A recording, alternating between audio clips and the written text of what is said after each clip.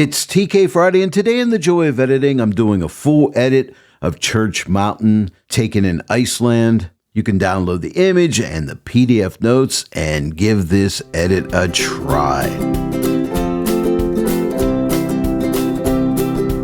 Hello everyone, and welcome to the Joy of Editing with Dave Kelly. It is TK Friday, my favorite day of the week, and it's time for another full edit. Now, today's image comes to us from Mike Polk. This is an image of Church Mountain taken in Iceland. This is a really cool image. We're going to have a lot of fun. And don't forget, download the image and PDF notes and give the edit a try. It's a great way of learning how to use the TK9 plugin for Photoshop. If you have an image you would like me to edit on a TK Friday, go to the description of this video, click more, scroll down through. You're going to find a contact me link.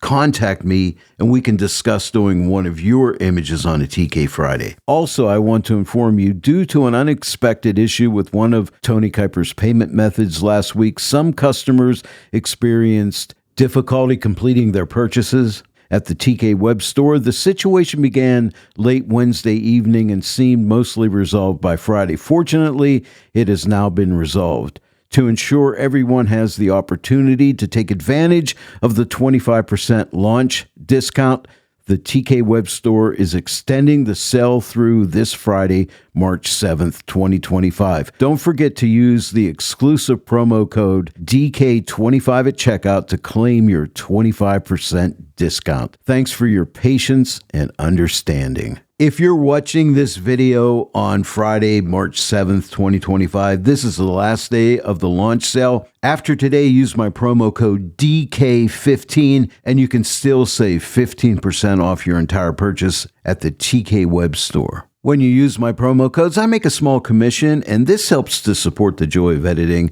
with Dave Kelly. So thank you for using my code. Let's get started. Now, as always, I start out here in Lightroom. I used a linear profile in this image. I did try an adaptive profile, but the linear was a better result. So I used the linear profile, just did a little bit of a white balance adjustment, made some just basic adjustments right here in tone, and a little bit of vibrance and saturation. And as far as detail, no sharpening, no noise reduction. And then for transform, I just clicked auto and it just straightened up the image a little bit. Now I did do a crop in this image. Let me click on the crop button. You can see there is my crop. And let me show you a before and after. If I type the Y key in my keyboard, the image on the left is before, that's right out of camera. And here's the after my Lightroom Classic adjustments. I'll type my Y key again. And now at this point, I just right click on the image, go to edit in and click on edit in Photoshop 2025. And here we are in Photoshop, ready to get started with our full edit using the TK9 plugin for Photoshop. If you watch my TK Friday videos, you know I always like to start out with balance and contrast. And basically what I'm doing is balancing out the sky and the foreground and adding some contrast to them. And to me, this is a great starting point where I could really study the image and see where I need to take it. So we're going to do that first. Now, normally I'll just click on this BNC landscape Photoshop action, and that'll give me a layer for the sky in the foreground with the Midtones 3 mask intersected with sky and foreground, just to keep me from clipping shadows and highlights when I start to adjust the color grading tool. And by the way, the layers each have color grading tools on them, which are curves adjustments. When I ran the BNC action, Photoshop did not do a very good job with these clouds over here, so I had to do things a little bit differently, and all the steps are in your PDF notes. The first thing we need to do is double click on this sky selection button on the Combo or CX panel, and what that'll do is select the foreground. On the multi-mask panel, if you'll click this button, you could go into edit selection. So let me click it. And you see these clouds right here? I need to get rid of these. So what I'm going to do, and this is very simple, is grab a black paintbrush and make sure you're at 100% opacity. I'm at 10%. I'm going to type my 0 key. That'll get you 100%. And what I want to do is make a brush about this size. And what I want to do with a nice soft feathered edge is just paint away right here. Get rid of these clouds the best I can. It doesn't have to be perfect. Just something like this. You know, I'm just painting across there. We have that nice soft edge in there. Everything will blend out really nicely. So something like that. Then there's a few little clouds over here. I'll make the brush smaller, and we'll just get rid of these clouds over here as well, just like this. And that should be good. And then what we want to do is save this out as a channel. So if you'll come up to the multi-mask panel, click this button right here, and we can type in FG for foreground and click OK. And that saves the foreground as a channel. And then we could come back to the multi-mask panel and click the invert button. And now we have a sky. And so we'll click save, and I will type in sky. And then we'll click OK. And now we have a sky and a foreground.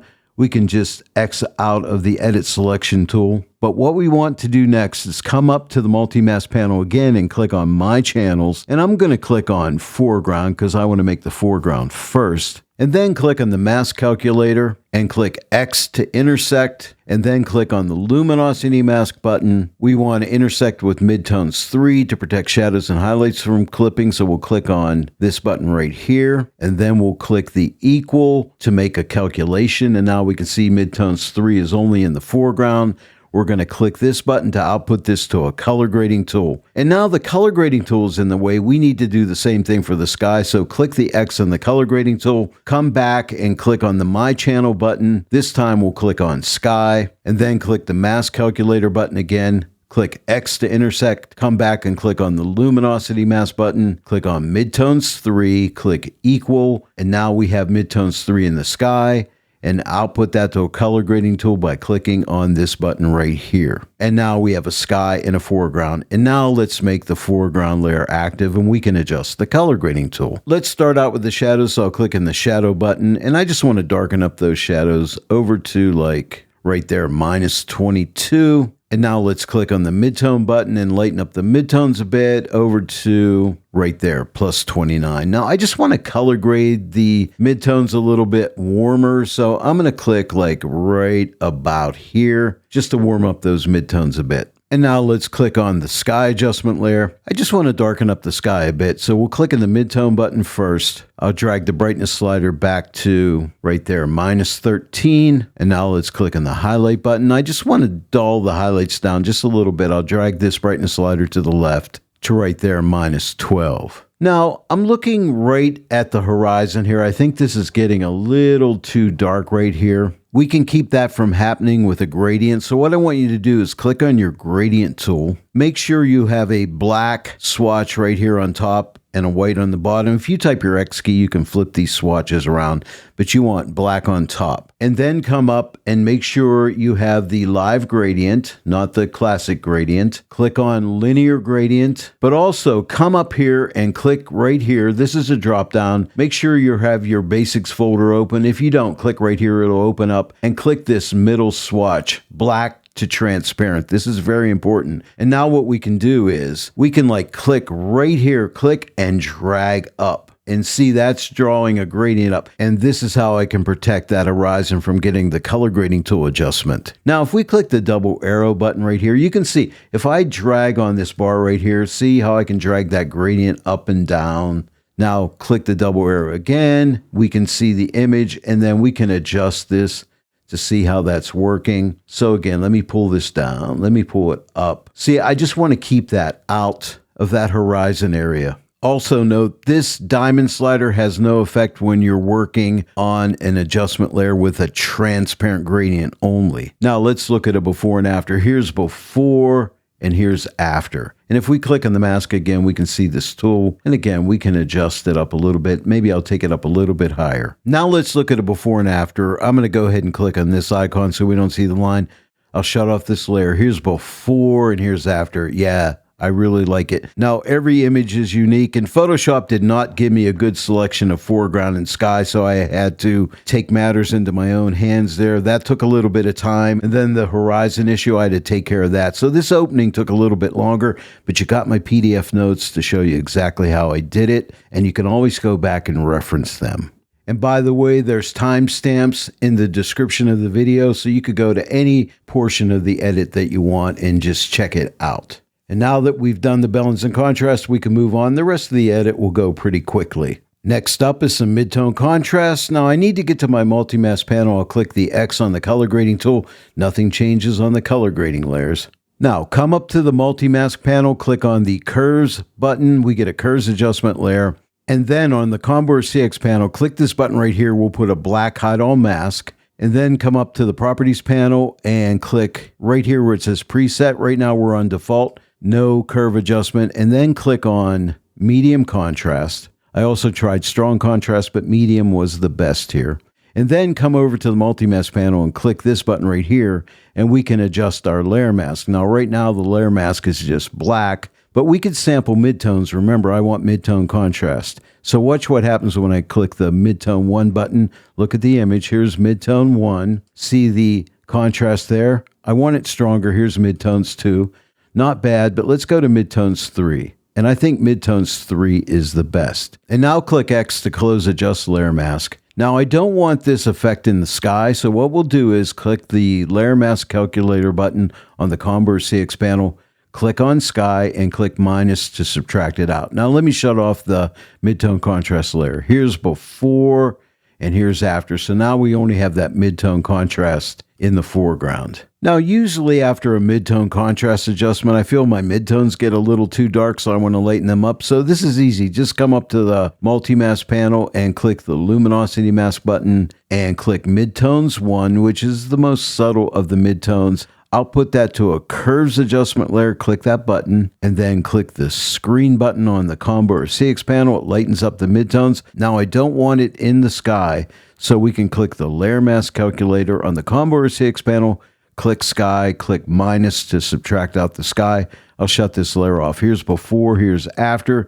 It's a little too light, so I'm going to take the opacity of the layer and just drag it back to right there, 70%. Now, again, here's before and here's after. And now as I study this image, I would like to close off the bottom of the image and the top just to keep the viewer into the frame. Now, to do that, we're going to come to the Combor CX panel, see the multiply button, hold down your shift key and click the multiply button. What you're going to get is a multiply brush. Now, it's a curves adjustment layer with a black hide all mask in the multiply blend mode, but I'm going to repurpose it for my gradient to close off the bottom of the image. So click on your gradient tool and then go up and make sure you're in live gradient. Click this drop down and click on black to white, the third swatch. Make sure you're on linear gradient and click on reverse because I need white to black. And now I'm just going to lower my opacity to somewhere right around 50%, somewhere right in there. I'm going to click right here and drag up to say right about here. Now, if you hold down your shift key, you can constrain this to keep it straight. And I'm going to take it up to right about here. Then you can adjust this handle if needed.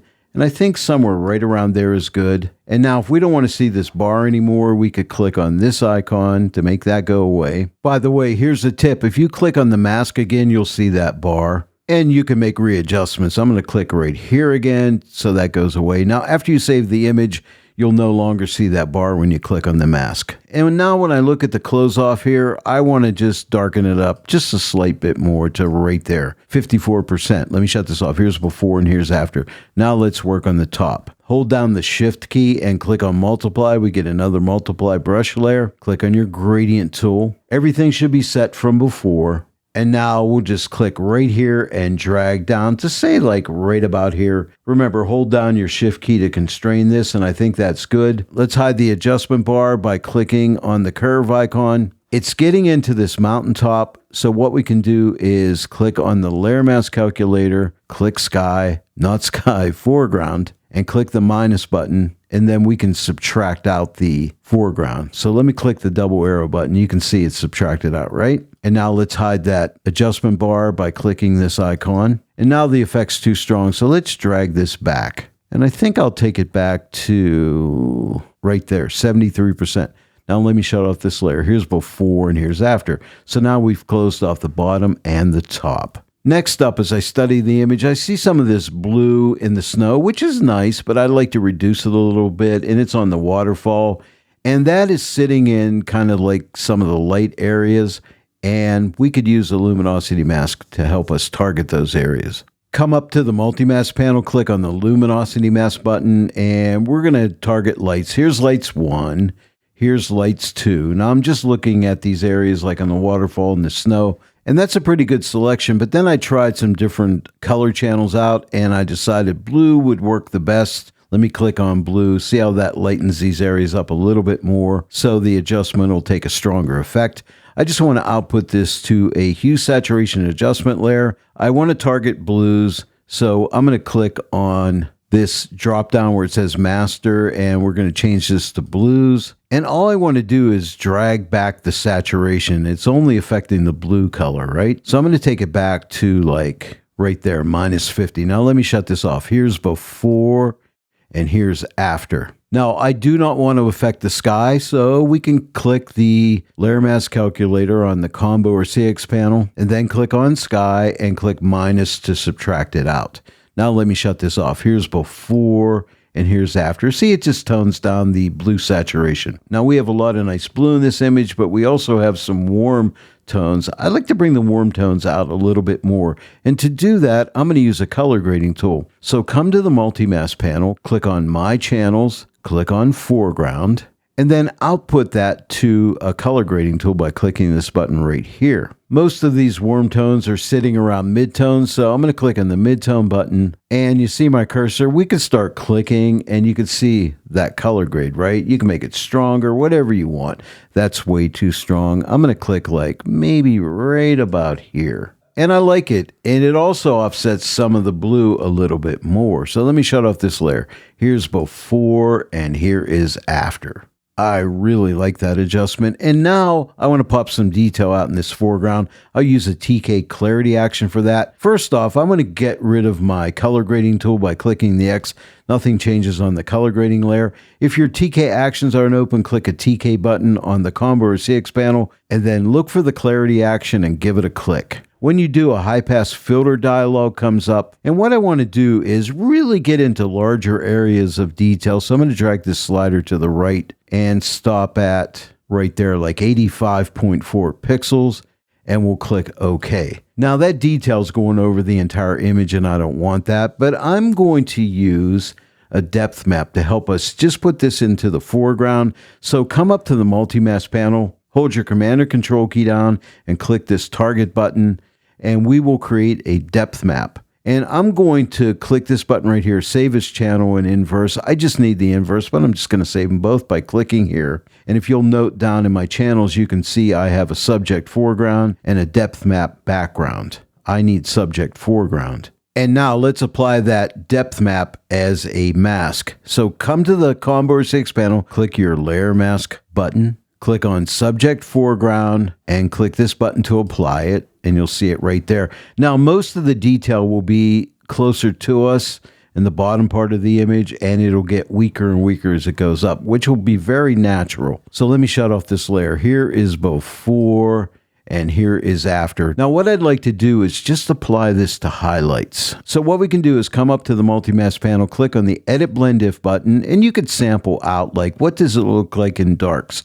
So let me click darks 1. It looks like that. What's it look like in midtones? Let's try midtones 3. It looks like this. And let's try lights 1. I'll click lights 1, and I like it on lights 1. Let me shut it off. Here is before, and here is after. Again, before and after. What I like about applying it to lights 1, it really makes those highlights pop a bit. Like, look at the waterfalls over here. I'm going to shut this off. Here's before and here's after. See how they just get a little lighter. And I just like that detail in the highlights only. Now, the next thing I want to do is just draw more attention to the mountain and the waterfalls in this area right in here. And to do that, I'll use a freehand vignette. So come up to your tools and grab a lasso tool. And then what I want to do is just lasso right around this entire area, right around in here, over to the waterfalls, and you see the marching ants. If your TK actions aren't open, click a TK button on the combo or CX panel and click on Freehand Vignette.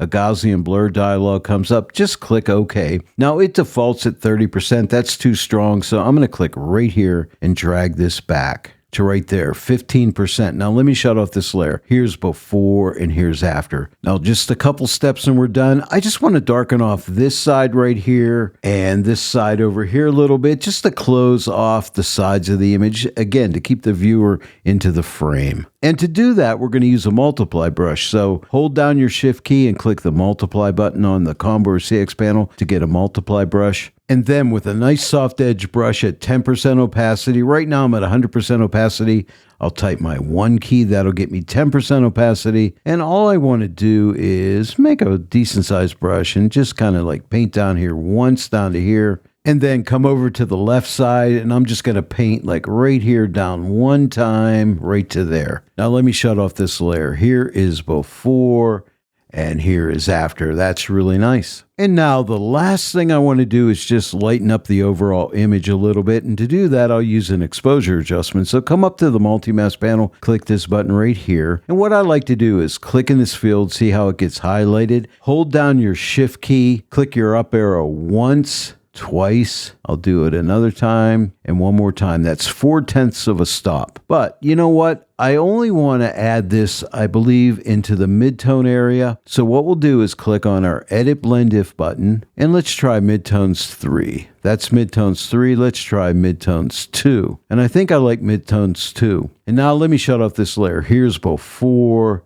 and here's after. It just lightens up the overall image a little bit, mainly in the mid-tone areas. And now let's have some fun. Let's see where we started. So I'm going to come over to my combo panel, click this button right here. We can see we started out right here. This is before, and now we end up here. Quite a dramatic improvement, and I really like the way this edit turned out, and I hope you download the image and the PDF notes and give the edit a try and put your own spin on it. You don't have to do everything I do. Do what you think looks best. My main goal and purpose for TK Fridays when I do full edits is just to show you how to work with the TK9 plugin for Photoshop. Well, there it is, everyone. Another TK Friday comes to a close. Thank you all for joining me again today. If you enjoyed today's full edit tutorial, please give it a like, share it with your friends, and if you're not yet a subscriber to my channel, please subscribe. Click that bell notification icon, click all so that you'll receive all notifications, and then every time I upload a new tutorial, you'll get notified about it. I want to thank each and every one of you for joining me today in the Joy of Editing with Dave Kelly. I'll see you all right here next time, but until then, happy editing.